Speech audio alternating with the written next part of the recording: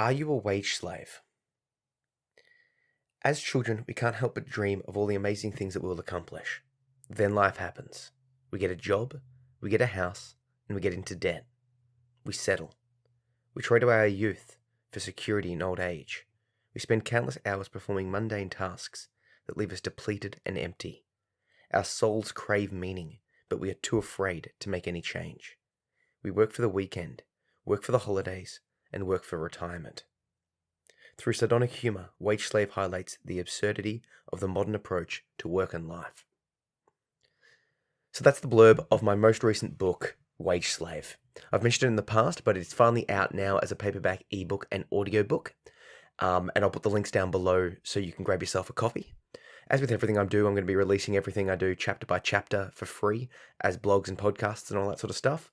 But obviously, it'll take me a while to go through the process. So if you want to support the podcast and you want to get yourself a copy, links down below. Check it out. The reason I wrote this book, Wage Slave, is because for a lot of my life, I was living as a wage slave. And I wanted to share my absolute disdain at the modern state of work life. It feels like everyone hates their job. And when I was writing this book, I looked into the stats of it, and the dedication of this book actually goes out to, quote, the 87% of people that are working a job they hate. 87% of people. Now, obviously statistics will vary and it goes up and down with each year, but it's more than half. It's significantly more than half of the people surveyed hate their job. And just I want you to think about your life. Do you actually like what you're doing? And this is a vital question because you spend upwards of 40 plus hours per week doing this thing that you're going to be doing for 40 plus years of your life. That's just so much time. And if you're doing something that you don't like, if you don't find it engaging, interesting, and challenging, if you're working with terrible people or for a terrible boss, or it takes you far too long to get there, all of these things drag your mental state down and it just can be crushing. I know this from firsthand experience. When I was doing full-time teaching and my other work prior to that, working full-time, I just lost it. I was able to barely maintain functionality in the sense of I would use all of my sick days as mental health days, and then I would take some more on top of that. And then beyond that, I would spend the weekends getting inebriated, and I was sort of flirting with self-harm and suicide. And, I I know that so many people are currently and were currently in a similar situation. So this book is an anthology of short stories that take place in a fictional firm. They're loosely connected and, there's a bit of humor in there, but basically it's just me expressing the dislike of that sort of situation. It's funny writing it and then editing it, then recording it and editing that and going through the whole process of making this book has caused me to review the content a bunch of times, and it really drilled home to me the fact that I just can't go back. I'm not going to go back to that sort of lifestyle. The book does end on a slightly positive note, or at least suggests that you can make your life into a way that you are no longer a wage slave. And I believe that you, the person listening to this, can do that. There are a couple of barriers that I know that you're instantly going to be saying. I can't quit. I can't afford it. I'm untrained. I don't know what to do. I get it. I get those fears seem legitimate and that they feel like you can't make any change. However, it is certainly possible. People have and are and will continue to make those changes. And the reason I suggest that you should at least try, at least start the process, and I'll give you more specifics in the rest of this podcast, but the reason you should try is because in 5 years, if you don't make any changes now, you're going to be having the same complaints. In 10 years, you'll have the same complaints. And by the time you die or by the time you retire, you will still have had the same complaints. Life is for living, not for working. Yes, obviously you need to work to live, right? But you don't need to just live to work. There are ways out of that trap. First of all, let's say you're in a job that you like, but you're working with people or for a boss or for a company that you don't appreciate. Change. Quit that job and find a different one. There are certainly opportunities. Two, if you're worried about the money, there are definite ways that you can make money as a side hustle, as a way to cover yourself, or in the interim. For example, you can sell stuff on eBay. You're probably sitting on thousands of dollars. In fact, I know you are. Thousands of dollars of stuff that you just don't use.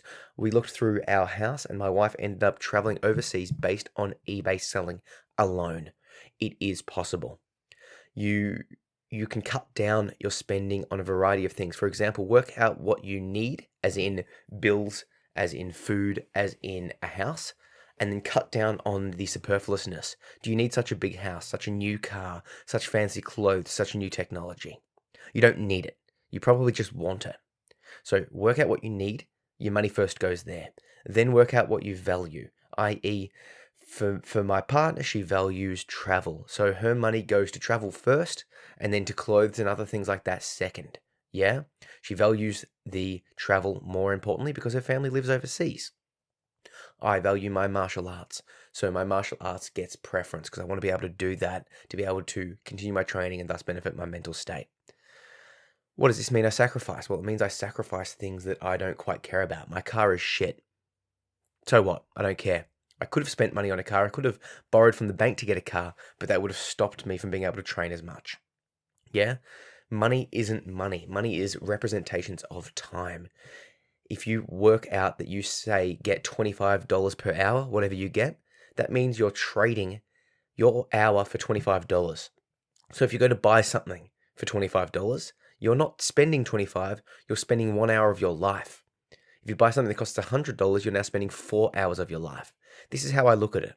So then when you go to make that purchase, you ask yourself, is it worth that much time for me? Do I want to spend this much time doing this thing?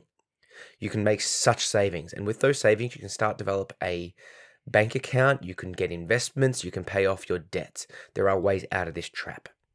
Similarly, I would suggest that you cancel all subscription services like Netflix, etc., and then either borrow them if you can, or only add them back the ones that you actually miss. Because I guarantee you've got a whole bunch of subscriptions that you're not actually using and that you don't actually really need. You can find alternatives. You can borrow your mower off your neighbor. You can sort of swap skills with people that have skills that you like. So if someone's good at cleaning and you're good at handyman stuff, swap those skills. There's a whole bunch of things you can do to save money. Beyond all of this, and I start with the money because I know that that's the massive instant response. Just on a personal note, when I quit the full-time work, my income dropped to about a third, literally. But because I moved out of home at 15, I had the skills to survive with little money, and I was able to get through. It is possible. But there will be sacrifices until you can sort of pick yourself back up and find something you want to be doing. The overarching thing, though, is there's two main barriers beyond the money, beyond all that sort of stuff. They're more symptoms of these two. One is that you're afraid, and two is that you don't feel worthy. Okay, you might be afraid to make the changes because, what happens? What if this? What if that? There is going to be an endless amount of what ifs. Okay, for no matter what. What if your workplace burns down, or your boss dies, or there's downturn in the market? There's so many what ifs, right? I get it. But the worthiness thing is another factor. For me to start going down this path of online writing, online blogging, the video courses, all the stuff I'm doing, I had to feel worthy and sort of that self-efficacy, that belief that I could do it, the belief that I could make a living doing what I love. It is possible. Okay, it's just slow and will take time, but if you don't start now, you'll be forever a wage slave. Just to give you a little bit of an insight into how I'm going now on this front, I'm basically making about 20% of my monthly income via my online work, via my book sales, via my blog income for Medium, and via the Skillshare courses, about 20%. So I'm not quite there yet, but I think I've done the hardest yards to get that amount. I'm roughly selling about 4.5 books per day, mainly as Audible books. Now, I hope that this continues, and given the nature of the work, I sort of have to obviously keep putting the hours in. But the thing that is different is this kind of work, writing and blogging and the video courses, feels more like play. It feels like It's fun. Yes, it's a bit tedious sometimes. Yes, there is things I got to do, and yes, I got to keep doing it. So it is still a job. Don't get me wrong. And the hours that I put into this are basically full-time hours. But I enjoy it. So I'm not suggesting that you need to go down the same path that I am. By no means that. What I am suggesting is that it is possible to look at yourself, work out what you actually like, and start making a shift. The final thing I want to suggest to you is on this topic. Think about everything that humans do, everything that where there is an interest, where money is spent. Whatever you're thinking of right now, somebody is making money from it, which means that you can make money from it. I had this conversation when I was in a school with a year 7 student. She was talking about the topic came up of what she wanted to be when she was older. And she said dentist. And she said it in a very downtrodden, depressed way. So I'm like, do you want to be a dentist or do your parents want you to be a dentist? And obviously it was the parents. I'm like, well, what are you interested in? What do you want to do?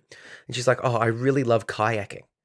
So then we talked about all the possibilities that she could do as using that interest of kayaking or, whitewater rafting, whatever. She could start YouTube channels of reviewing the different kayaks or kayak competitions. She could talk about the different aspects of it. She could become a influencer marketer on Instagram and become the lead kayak person. She could do kayak tours, kayak instructionals, right? Now, obviously that's a super, super, super niche area, but that means that the ones that are passionate will go to specific people that are good at that role. She could do that if she puts in the effort and has a bit of charisma to pull it off and a bit of self-belief. It would be possible for this person, which means that likely your interests, it's possible for you to make that money. Are you into video games? Cool. You could become a pro gamer or a commentator or a strategy analyst or a designer. There are so many different options, but it's just limited by your belief in yourself. So I'll leave you with this, and I'm obviously going to start sharing the chapters on the podcast from Wage Slave. But if you are feeling like you want a little bit of a boost, a little bit of a kick up the ass to actually make the choice, to actually take steps, I'm not saying to quit your job, but to start looking at a way to actually enjoy the thing that you spend vast quantities of your time doing. Read this book. It's quite a short book, maybe about 10,000 words, which on Audible it's about an hour to an hour and a half, so it's not a big read. And yeah, it's out now as a paperback, ebook, and audiobook. And if you like this podcast and you want to support it, grabbing the book is a great way to support it. And if you do, please chuck us a review. Similarly, if you like this podcast, throw me a review. I know there's a bunch of you that are listening to it and haven't reviewed it yet. Please fix that for me. And finally, I just want to give a little bit of an update. Like I mentioned, I'm doing the Skillshare courses, and I've got 4 up on meditation for mental health. So handling panic attacks, present state awareness, mindfulness, that sort of stuff.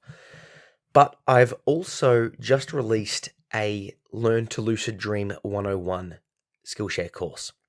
Interestingly, one of the very first videos that I did became very viral. It's got 180,000 views on YouTube at this stage.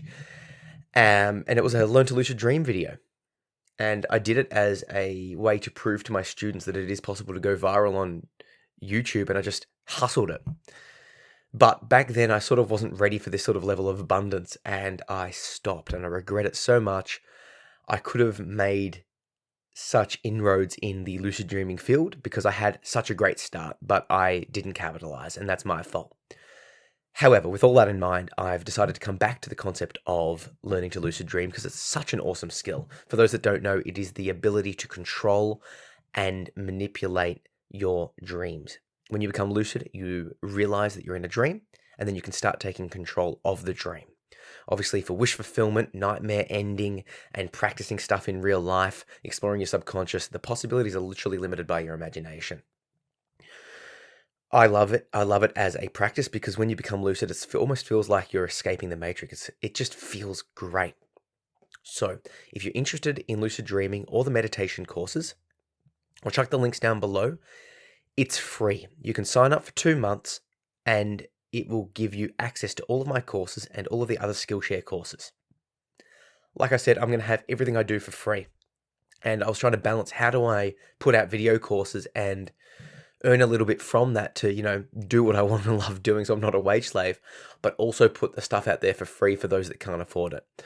This is a happy medium. So you can sign up, watch my courses, start lucid dreaming, and then cancel before you have to pay any money. Your sign up gives me a $10 kickback, which is great, obviously, and Skillshare tracks the minutes watched of my videos and gives me a percentage of the pool of Skillshare users' like contributions as further payments for the video courses. So the more signups I get, the more minutes I get, and the more reviews on Skillshare I get, the more money I get from Skillshare. The more money I get from Skillshare means the more podcasts, books, blogs, podcasts, courses I can do, which means I can help you more. So really, if you think about it, it's in your best interest to help me not be a wage slave by supporting me on Skillshare. Click the link, help yourself, learn to lucid dream, learn to meditate, check it out, and yeah, enjoy my sales hustle there. Catch ya.